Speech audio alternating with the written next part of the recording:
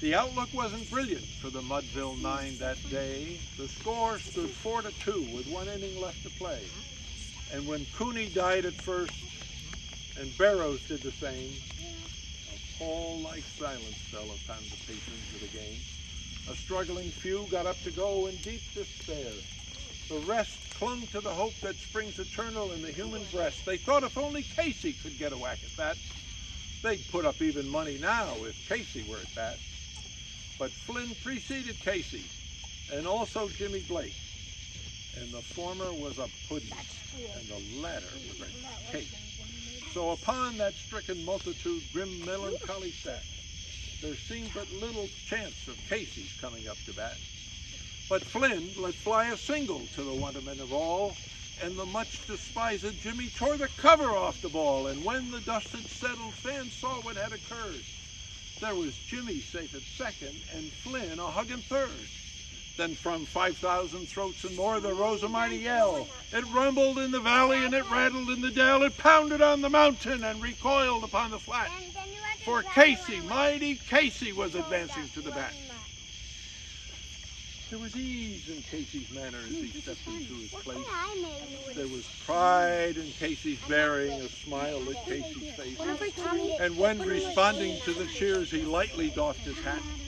No stranger in the crowd could doubt Casey at the bat.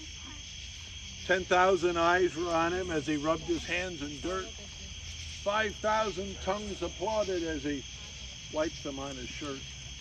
And while the writhing pitcher ground the ball into his hip, defiance gleamed in Casey's eye. A sneer curled Casey's lip.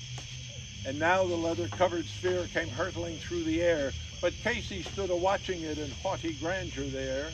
Close by the sturdy batsman, the ball unheeded sped. That's not my style, said Casey. Strike one, the umpire said. From the benches black with people there rose a mighty roar, like the beating of the storm waves on a stern and distant shore. Kill him, kill the umpire, shouted someone in the stands, and it's likely they'd have done it if not Casey raised his hand. With a smile of Christian charity, great Casey's visage shone. He stilled the rising tumult, and he bade the game go on. He signaled to the pitcher, and once more the spheroid flew. But Casey still ignored it, and the umpire said, strike two! Fraud! Cried the maddened thousands, and an echo answered, fraud! One scornful look from Casey and the audience was awed. They saw his face go stern and cold. They saw his muscles strain. They knew that Casey wouldn't let that ball go by again. The smile is gone from Casey's lip. His teeth are clenched in hate. He pounds with cruel violence his bat upon the plate. And now the pitcher holds the ball. And now he lets it go. And now the air is shattered by the force of Casey's blow. Oh, somewhere in this favored land the sun is shining bright. And somewhere bands are playing. And somewhere hearts are light. And somewhere men are laughing. And somewhere children shout. But there is no joy in Mudville. Mighty Casey has struck out.